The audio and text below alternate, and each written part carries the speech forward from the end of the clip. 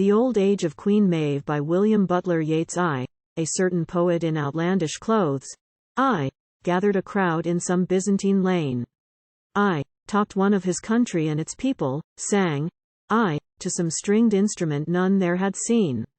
A wall behind his back, over his head, a latticed window.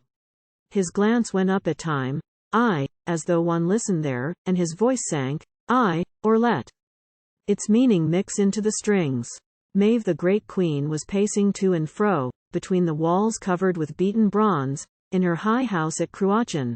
The long hearth, flickering with ash and hazel, but half showed where the tired horseboys lay upon the rushes, or on the benches underneath the walls, in comfortable sleep.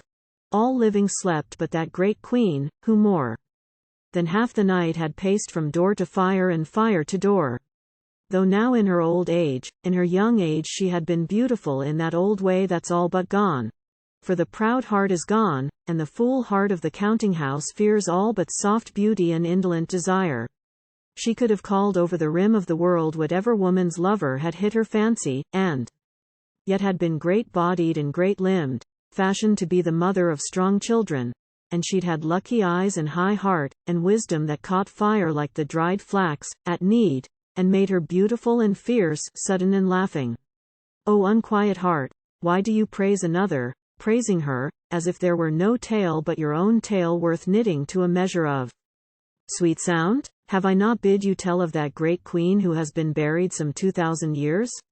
When night was at its deepest, a wild goose cried from the porter's lodge, and with long clamour shook the ale horns and shields upon their hooks. But the horse-boys slept on, as though some power had filled the house with druid heaviness, and wondering who of the many changing city had come as in the old times to counsel her. Maeve walked, yet with slow footfall, being old, to that small chamber by the outer gate. The porter slept, although he sat upright with still and stony limbs and open eyes. Maeve waited, and when that ear-piercing noise broke from his parted lips and broke again, she laid a hand on either of his shoulders, and shook him wide awake, and bid him say who of the wandering many changing ones had troubled his sleep. But all he had to say was that, the air being heavy and the dogs more still than they had been for a good month, he had fallen asleep, and, though he had dreamed nothing, he could remember when he had had fine dreams. It was before the time of the great war over the white-horned bull and the brown bull. She turned away. He turned again to sleep that no god troubled now, and, wondering what matters were afoot among the city, Maeve walked through that great hall, and with a sigh lifted the curtain of her sleeping room, remembering that she too had seemed divine to many thousand eyes, and to her own one that the generations had long waited that work too difficult for mortal hands might be accomplished. Bunching the curtain up she saw her husband Ailill sleeping there, and thought of days when he'd had a straight body, and of that famous Fergus, Ness's husband, who had been the lover of her middle life. Suddenly Ailill spoke out of his sleep, and not with his own voice or a man's voice, but with the burning, live, unshaken voice of those that, it may be, can never age. He said, High Queen of Cruachan and Maeve, a king of the great plain would speak with you. And with glad voice Maeve answered him, What king of the far wandering shadows has come to me, as in the old days when they would come and go about my threshold to counsel and to help?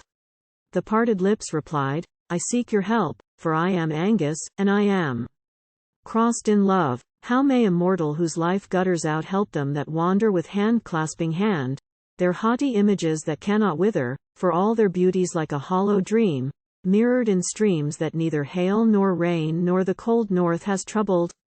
He replied, I am from those rivers, and I bid you call the children of the mains out of sleep, and set them digging under Bull's hill. We shadows, while they uproot his earthy how, will overthrow his shadows and carry off Sar, his blue-eyed daughter that I love. I helped your fathers when they built these walls, and I would have your help in my great need, Queen of High Cruachan. I obey your will with speedy feet and a most thankful heart, for you have been, O Angus of the birds, our giver of good counsel and good luck. And with a groan, as if the mortal breath could but awaken sadly upon lips that happier breath had moved, her husband turned face downward, tossing in a troubled sleep. But Maeve, and not with a slow feeble foot, came to the threshold of the painted house where her grandchildren slept, and cried aloud, until the pillared dark began to stir with shouting and the clang of unhooked arms. She told them of the many changing ones, and all that night, and all through the next day to middle night, they dug into the hill. At middle night great cats with silver claws, bodies of shadow and blind eyes like pearls, came up out of the hole, and red-eared hounds with long white bodies came out of the air suddenly, and ran at them and harried them. The Maine's children dropped their spades, and stood with quaking joints and terror-stricken faces, till Maeve called out, "These are but common men." The Maine's children have not dropped their spades because earth, crazy for its broken power, casts up a show and the winds answer it with holy shadows. Her high heart was glad, and when the uproar ran along the grass she followed with light footfall in the midst, till it died out where an old thorn tree stood. Friend of these many years, you too had stood with equal courage in that whirling rout, for you, although you've not her wandering heart, have all that greatness, and not hers alone, for there is no high story about queens in any ancient book but tells of you, and when I've heard how they grew old and died, or fell into unhappiness, I've said, she will grow old and die, and she has wept. And when I'd write it out anew, the words, half crazy with the thought, she too has wept, outrun the measure, I'd tell of that great queen who stood amid a silence by the thorn until two lovers came out of the air with bodies made out of soft fire.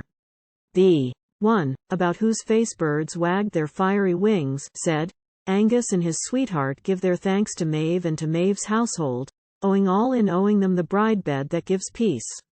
Then Maeve, O Angus, master of all lovers, 1,000 years ago you held high rock with the first kings of many pillared Cruachan. Oh, when will you grow weary? They had vanished, but are of the dark air over her head there came a murmur of soft words and meeting lips.